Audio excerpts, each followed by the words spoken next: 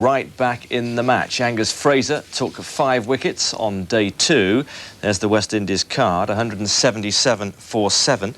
His figures were 5 for 47, including the wickets of Brian Lara and Shivnarine Chanderpaul, who put on 78 for the 4th wicket, a 1 wicket apiece as well for Headley and Tufnell.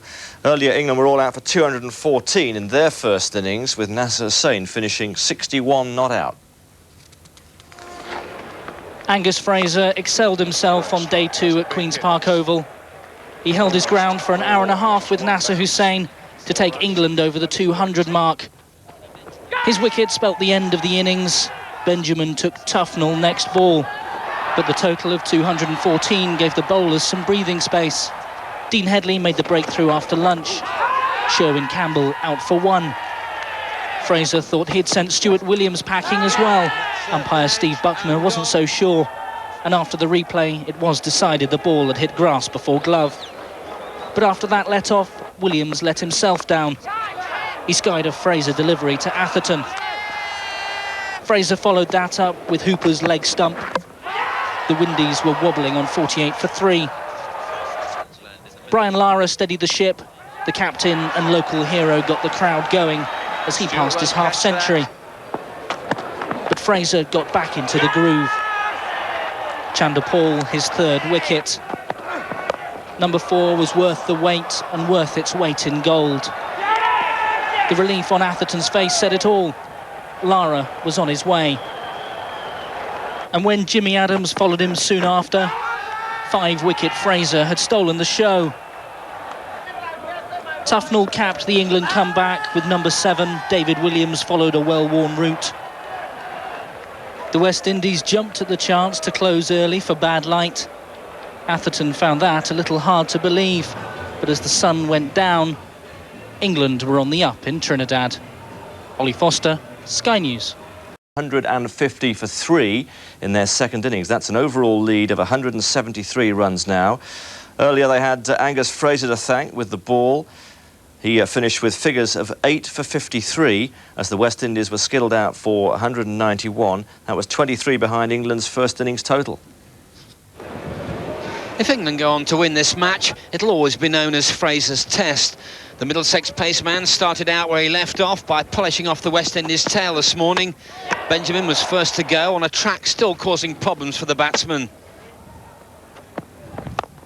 And Nixon McLean made just 2 before giving Caddick the easiest of catches. When Fraser deceived Ambrose with a slow full toss, his career best of 8 for 53 was also a record-breaking haul on the Caribbean tour.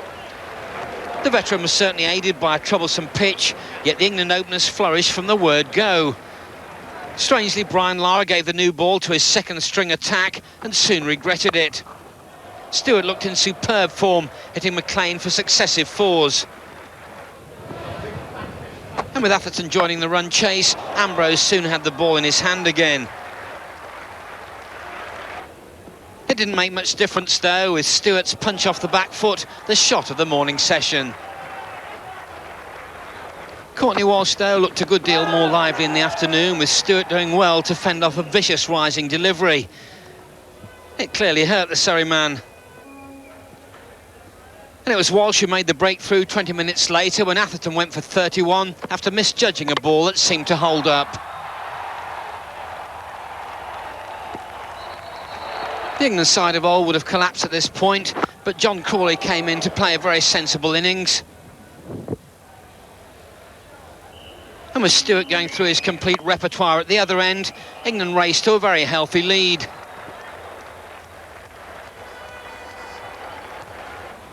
Crawley finally went for 22, LBW to McLean. And Stewart soon followed him, caught behind by Hooper for a splendid 73. But England must have every hope of going 1 up in this series. A 6th-wicket partnership between David Williams and man of the match Carl Hooper broke English hearts and the backs of their bowlers. Lady Luck and their catching ability deserted the tourists too, so England 1 down with 4 to play. The West Indies hadn't lost to any side in Port of Spain for 21 years. History and luck were on their side. Fraser was hardly expecting such an early catch. Williams let off the hook, first ball. There was a lot of responsibility resting on Fraser's shoulders. With 11 wickets to date, the form bowler thought he'd got his 12th. But Williams somehow got away with that. Tufnell was also disappointed. Graham Thorpe thought he'd taken the first catch of the day, but England were getting little joy from the umpires. The new ball didn't bring any either. Fraser again provided the opportunity. This time Russell failed to take it. But in between scares like that for the West Indies, Hooper and Williams both made their half-centuries. The wickets finally came, and from an unlikely source. Dean Headley took his time to get into the groove, but when Williams went for 65, the relief was clear. And in the last ball before lunch, Headley gave the West Indies something to chew on. Curtly Ambrose out for one. The pressure was on Hooper after the interval as the last recognised batsman, but he lived up to his nickname of Cool Carl, just when England needed to turn up the heat. And England knew they were out of luck when a grass cutter from Fraser hit Russell's helmet. 5 buys the penalty. Hooper finished them off in style. A boundary sealed their 3-wicket victory. But England will look back on the second test as the one that got away. Ollie Foster, Sky News.